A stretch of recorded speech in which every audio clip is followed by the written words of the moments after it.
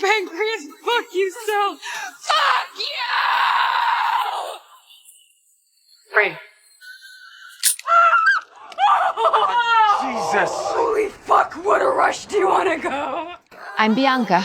10 minutes ago, I was diagnosed with stage Makazi pancreatic cancer. A 2 survival rate to me, a doctor. That's just a cold statistical joke. As if fate thought this wasn't ironic enough on the same day I treated Frank. His name is legendary at South District Hospital, a walking disaster sample. He is also the most familiar frequent visitor to our emergency room. This was his 59th visit. Frank's life is the polar opposite of mine. It's like a chaotic, unruly flame burning freely. Looking at his messy yet vivid vitality, something inside me collapsed in an instant. I can't save anyone, let alone myself. I didn't even have time to finish treating his wound. I hastily fled. I need a glass of wine, a strong liquor now, to hold a messy funeral for the first half of my life that followed the rules. Morning drinker, woman after my own heart. What's the occasion? Cancer.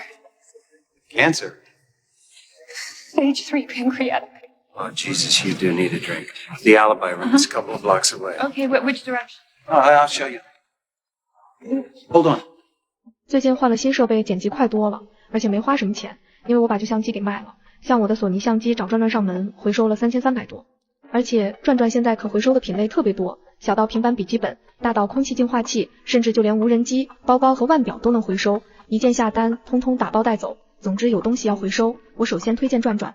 As soon as we walked into the bar, Frank started talking about my cancer, shamelessly trying to catch a free shot of hard liquor from the landlady. His appearance of having no shame and no bottom line, living like a carefree barbarian, but the landlady had clearly long been used to his tricks. Your better half would have comped without a second thought. Bullshit! When did your heart get as black as your skin? Oh my god, it's okay. I can pay. It's fine. More, please. Keep pouring. As soon as Frank heard that I had never even smoked marijuana, he perked up and said he would take me to do something really outrageous. Faced with this proposal, I, a doctor, a Presbyterian, someone who needed to summon up courage just to speak loudly to others, actually agreed without hesitation. I even insisted on experiencing the entire process of a marijuana deal firsthand. I'm like a child with excessive curiosity. I want to touch that world which I've always been told is dangerous. Hands in the air! I'm a fucking cop! I'm kidding. Watching the expressions of drug dealers and Frank collectively petrify, I just realized how ridiculous and childish my madness is. My rebellion is tinged with the bookishness left by an elite education. By the shores of Lake Michigan, the effects of marijuana crept up gradually. The world turned light and weightless, all senses amplified to the maximum. We let time slip away just like that. Until the night swallowed the surface of the lake, Frank was still telling his racist, politically incorrect, and tacky jokes. In that instant, all identities, labels, and moral shackles vanished. I was no longer Dr. Bianca. I was just a dying person, with someone who lived without any inhibitions. I told him my name, Bianca. It felt like a ritual, as if I were burying my old name and old life together at the bottom of Lake Michigan. You ever streak before? Many times. Just never on purpose. Huh. Well, come on. Jesus. This is gonna be bad. Frank, that man who would never turn down any crazy invitation, stripped off his clothes and followed. The next day, Frank took me to find Daisy T. Girl who'd stolen my prom date back in high school, the only time I'd ever felt the urge to hit someone. Now she was a mother, living the life I do once yearned for so deeply. Right in front of her son, I threw that punch. It knocked out one of her teeth and shattered the chains that had been weighing on my heart for over a decade. I fled laughing, feeling freer than Adu ever felt before. That night on the bus, I fell asleep with my head resting on Frank's shoulder. I was so tired, yet so content. These 2 days had been more exciting than all my past 30 years combined. He even thoughtfully took me back to my apartment, according to the address on my driver's license. The next morning, the sobriety after the hangover left me. Feeling a bit at a loss, that good girl, Bianca, briefly took the upper hand again. I drove Frank out, as if expelling a virus that shouldn't have appeared in my life. I needed to sort things out, but I didn't even know what exactly I needed to sort out. But Frank actually came back. He stood downstairs with a bunch of flowers, shouting my name like a madman. His words were vulgar and straightforward, yet they carried more power than all of my sister's persuasions combined. Every last drop of gratification out of this world before you croak. I'm your man. Frank, Stick with me, woman. And you will not go gentle into that good night. My family, in the name of love, tried to push me back onto that path of treatment that I feared the most, one filled with pain.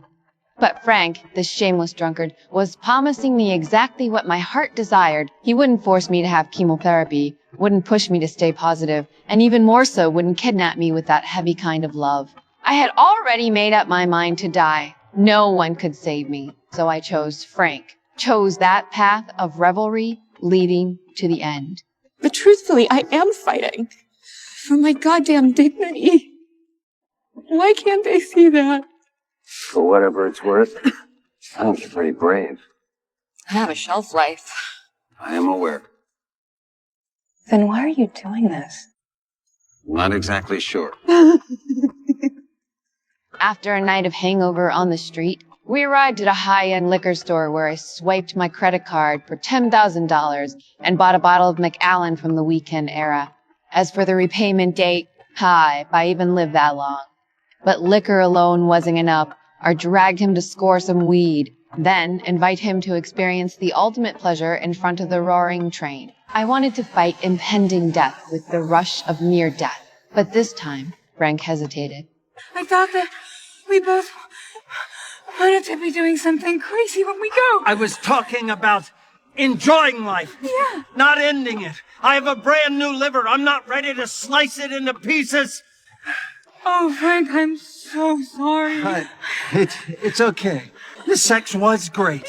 In the end, Frank betrayed me. While I was passed out, he used my brand new phone pay as gift from my sister to text my family. When I woke up, surrounded by their expectant, concerned gazes, I didn't feel warm or felt suffocated. After the anger and disappointment, all that remains in my heart is determination. I pretended to compromise and tricked them into going outside, lured them outside, then escaped through the back door.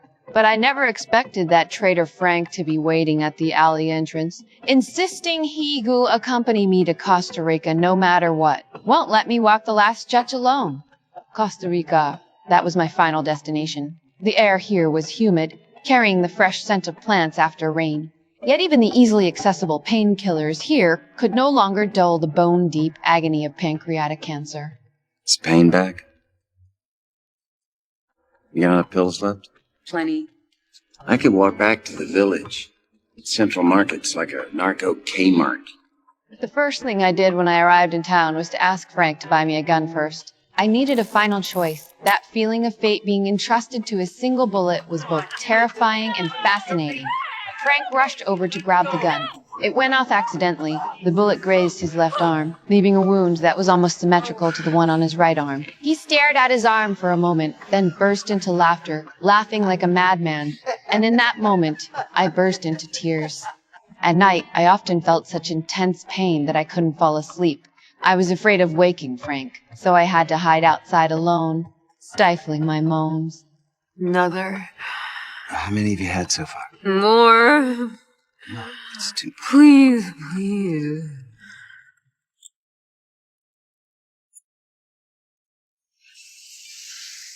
I couldn't do it. Tried. But I was too afraid. I thought it would be easy, but I couldn't do it. One early morning a few days later, I woke up. The morning glow that day was particularly beautiful. The soft pinkish purple hue edged with gold. The pain receded temporarily and my mind was clear. I knew the time had come. I moved slowly step by step toward the sea. The soft sand left a long, lonely trail of footprints behind me. The seawater gently wrapped around my ankles, then my calves, until it reached my waist. Thank you, Frank, my final accomplice. For over 30 years I have lived according to a meticulously planned life blueprint. You let me taste the freedom of going off the rails, and gave me the courage to bid farewell to the methodical self with my own hands. In the end, I chose to become part of nature. I did not struggle, nor did I feel fear, nor did I hold that 2% of false hope. There was only a soul that had finally found peace. My name is Bianca. I have lived and that is enough.